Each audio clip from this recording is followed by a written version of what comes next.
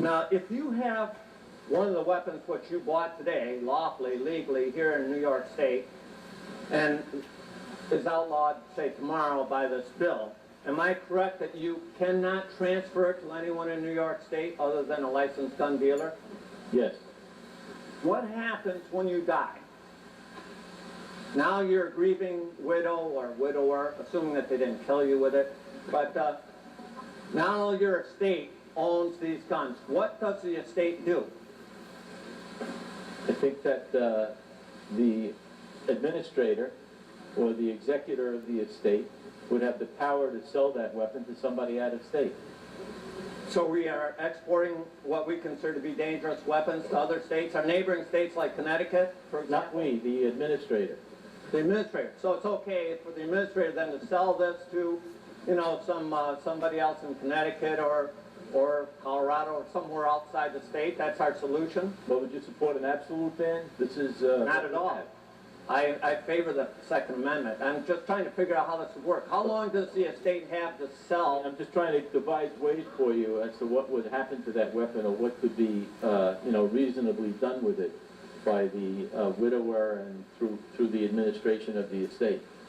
Right, I'm just questioning. Because it could be destroyed. And,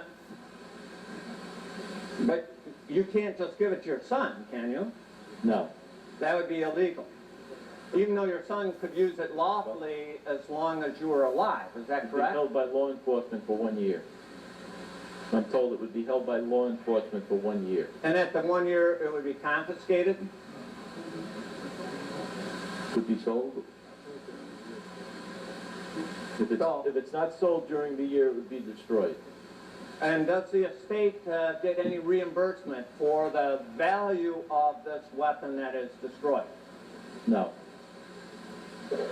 Now, am I correct that the day before you die, you could go hunting with your son or daughter and they could use this weapon lawfully in the United States, in New York State rather?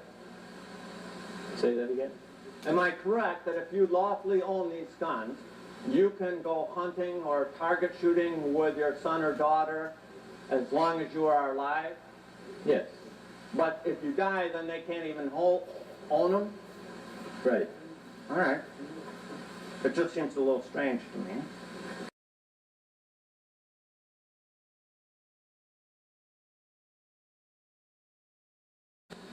You know, I hear over and over again about lawful gun owners who have legally owned guns. It strikes me that all guns somewhere along the way started off as legal and in the hands of a lawful gun owner. But somehow it ends up in the hands of somebody who misuses it. So enough of the legal gun owners. I am tired of hearing about legal, lawful gun owners.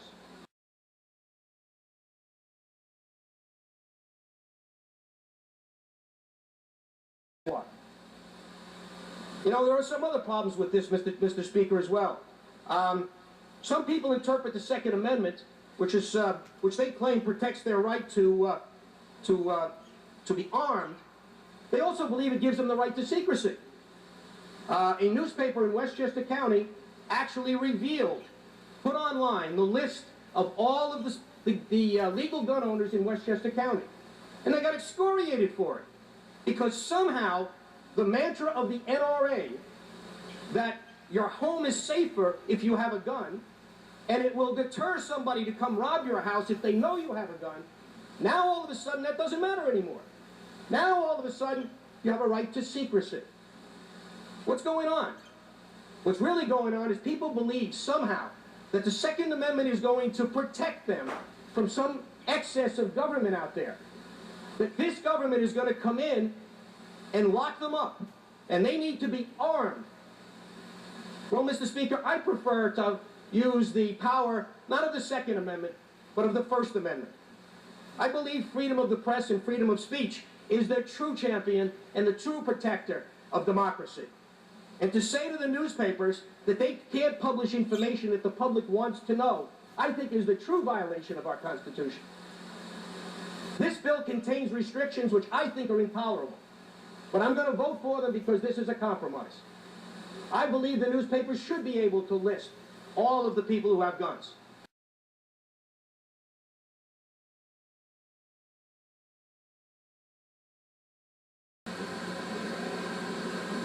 And I think that this particular statute, crafted by the governor, and again, I'll say it again and I'll keep saying it, the state police, who has to deal with the violence. Remember in Connecticut, the state police had to go out there. They didn't know what they were facing, what kind of assault weapons the guy had, how many rounds of ammunition he had in his clips. And it turned out that he had 4 guns, 4, I don't know what they were, but they were semi-automatic handguns, as well as an assault rifle in his car.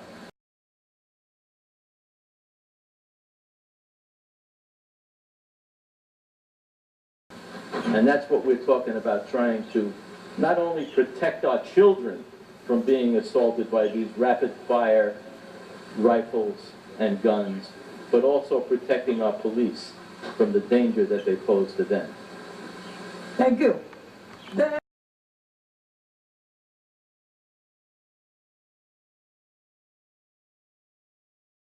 And Joe, I have in my hands here something that we received from the Senate, which is rejected Democrat proposals in this gun bill. And I don't know that you've seen this, or if you know that these are there or not. No, but we don't have our own list of rejected proposals that the Senate rejected, so I don't have anything to show you. Okay. All right, so then I won't address it then if you haven't seen it. I'll leave that one alone. Okay, thank you, Joe. Appreciate it. And Mr. Speaker, on the bill. And by the way, I would recommend not to have that list shared because it really has the capacity to dampen the enthusiasm to compromise. Well, it sure does when we talk about confiscation of assault weapons. It absolutely has the ability to dampen a compromise. We have reached a point now that we are debating bills and debating a gun control law based on a scary package. That's what this is all about.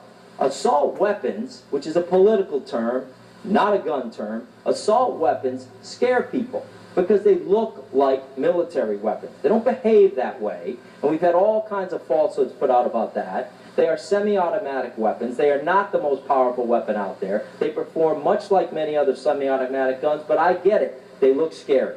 If we take the gun, break it down, clothe it in a nice, pretty wooden stock and a wooden handle, that doesn't offend anybody's sensibilities, and that gun's okay. The performance of the gun is exactly the same. So that's what we've come to now, is legislating based on a scary package. We've already pointed out of 769 homicides in New York, 5 were done with long guns. Not even necessarily assault weapons, but long guns. So once again, I believe that the criminals will laugh at this law like they laugh at every other law. They won't pay any attention to this. 1 to 7% of all homicides in this state are committed, in this nation actually, are committed with assault weapons. 1 to a maximum of 7%. It is not the weapon of choice for gangbangers and drug dealers. That is handguns. So if you had a real drive to get something done, you would be truthful in going after handguns. But you're not yet. Although I know that day is coming. Mental health has been on the table here, but yet we ignore the role of prescription drug abuse and antidepressant abuse in this nation. And in almost every instance that I know of, we're waiting to see this Connecticut drug report, but in the others, almost exclusively, they are on some kind of antidepressant, which removes them from reality. They have thoughts of suicide, all the other side effects. I was watching a commercial the other day for dry eye, and one of the side effects was suicidal thoughts. So, but yet we don't address it. We don't even talk about it. We don't even talk about what the real issue here is, which is mental health. Now, I do think once again that this was an abuse of power, to use a message of necessity. Did not and should not have been done. Just because we're first doesn't mean much. We need to be the best. If we're going to do something, we should do it the best. Rushing to judgment does not solve anything. In the end, there's all kinds of studies that show gun control is counterproductive. You're choosing to ignore them, and that's your prerogative, but the data's out there. You can't deny it. It's the Harvard study that I'm looking at here. The CDC has said that there's no connection. As a matter of fact, there's an anti-connection. There's a counter-connection, if you will. There's statistical proof all over the place that as gun ownership increases, murder and suicide decrease.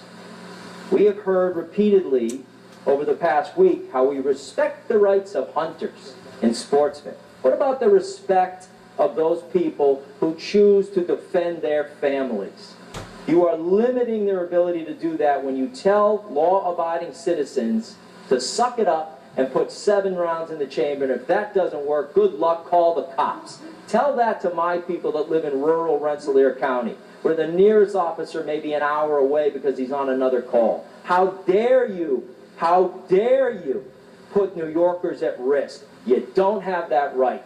They have the God-given right to defend themselves and their family. And if they choose not to, that is certainly their right as well. If they choose to have 1 bullet and then throw the gun at the perpetrator, that's their right too. But this legislature does not have the right to tell the citizens of New York that they cannot defend their families. And not all of us live in downtown Manhattan, where the cops are maybe just minutes away. Although I don't think it occurs down there either, because they're pretty busy.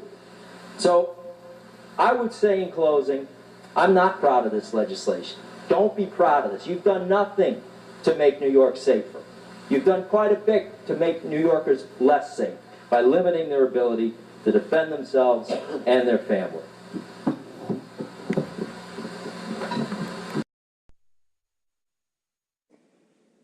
Their problem is not me and the Democrats.